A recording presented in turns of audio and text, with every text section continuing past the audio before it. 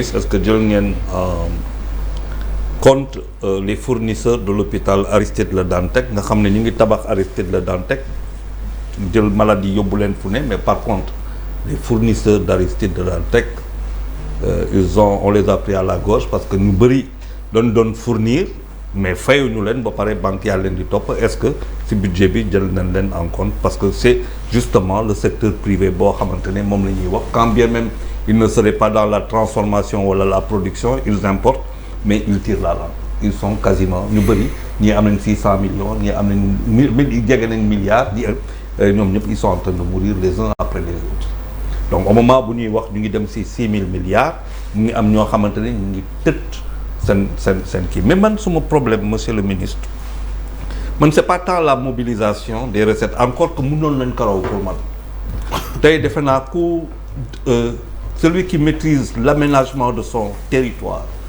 maîtrise à la connaissance de la richesse de son territoire donc il développe une politique fiscale mais pour mu développer politique fiscale googa foog mu teg en place les conditions des richesses en fonction de l'identification des niches te man fa laa gisul suñu budget ak suñu aménagement may jox exemple Kédougou daaw wala 2021 ou 2020 je ne sais plus c'est 20 tonnes wala 19 tonnes d'or la ñu jaay man dama di dëkk boo xamante ne yaa ngi jaay sa or te teewuloo ko pour ñu def ay réserve doo dem sam bopp je peux me tromper parce que defe naa valeur compte yooyu yëpp or bi mooy def réserve bi justement on vient de découvrir 20 tonnes xawma à Tambacounda une réserve ñu ne c'est majestueux c'est 20 000 kilos d'or c'est rien du tout c'est pas grand chose en 1 an 2 ans ça dépend extraction pourquoi tey Sénégal du taxaw ci kaw orom extraire comme boppam par exemple Tamba defar ko boppam teg ci secteur privé ñu am loo xamante ne qui sont créés mooy tubaab yu nekk seen dëkk yooyu ñu nga xam ne ñun dans nos valeurs traditionnelles dans notre sociologie ce sont des métiers qui existent pourquoi on n'en ferait pas des bijoutiers au même standing te ñu ay trop man loolu laa gisul maanaam dañuy def ay budget mais nous sommes dans l'urgentisme les trucs urgents mais si biir projeté lu mu tudd propriété priorité yi ak projection yi duñ fa dem ñu ñëw par exemple Kaolack comment on peut ne pas faire de Kaolack le poumon sec du Sénégal man mënuma comprendre loolu alors que Senghor dans sa vision dafa defoon di Kaolack le carrefour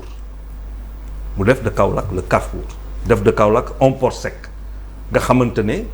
pour ne serait-ce que par rapport au Mali ba Dakar di nga réduire émission carbone ba Kaolack la ñuy yem ak yu demee noonu léegi tirant loolu yëpp c'est technique ñu xool comment ne pas faire de Dakar un hub de service parce que Dakar ku ko xool ñun daal yàlla daf ñu may man def naa yàlla lu mu ñu may est-ce que ñu ngi koy xool yàlla lu mu ñu may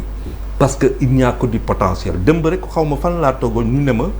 Dakar est assis sur un lit d'or bleu le Sénégal si ndox la toog dëkk yi am problème ndox yenn dëkk yi di commencer xalaat Sénégal am ndox comment se fait-il que dans notre budget du ñu xuus ba ñu xool ay niche yoo xamante ne dafa am solo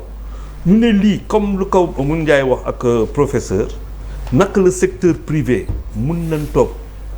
ñu jàppale leen à condition que ñu nangu que le privé doit être plus riche que le fonctionnaire parce que ça aussi c'est une affaire que le Sénégalais devrait accepter mooy que secteur ku bëgg a xaalis ci secteur privé la c'est pas dans la fonction publique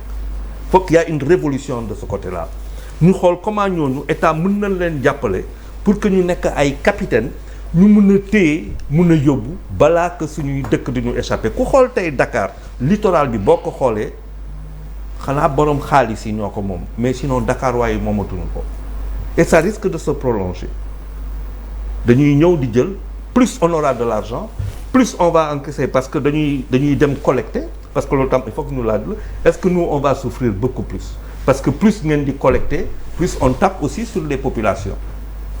est-ce que ça sera dañuy aller élargir assiette bi wala pression bi day gën a forte ci c'est qui parce qu'on a quand même 600 000 comment vous allez faire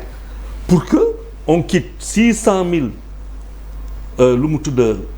contribuables directs pour aller à 1 million parce que quand même comme lu ñu ko waxee ça fait combien de dizaines de milliers de milliards qui ont été collectés en termes de recettes mais quelle est la progression du nombre des contribuables de 1960 à aujourd'hui kooku ñun duñ ko calculer c'est ça Sénégal 600 000 mënuñu toog 600 000 réel ni boo ñu c'est pas possible dëkk bi du dem man je pense que il faut que ñu moom suñu or pétrole bi ñu xool dans 20 ans 30 ans peut-être comment se fait-il si yeneen découverte yi ñu nekk à 70% nit ki booy major yi booy ñëw 30% mais 70% parce que am na ñu ñuy am je pense que bu ñu defee noonu on a une prospective bu taxaw mais pour moi il est facile de collecter tey Sénégal fu mu nekk pour man pour affaire bi neewu foofu pour man c'est comment on peut collecter 6 000 milliards et faire de ces 6 000 milliards en 5 ans en 10 ans on arrive à un budget de 18 000 milliards de 22 000 milliards de 25 000 milliards exponentiel parce qu'on aura créé les conditions de la transformation et de la richesse par le secteur privé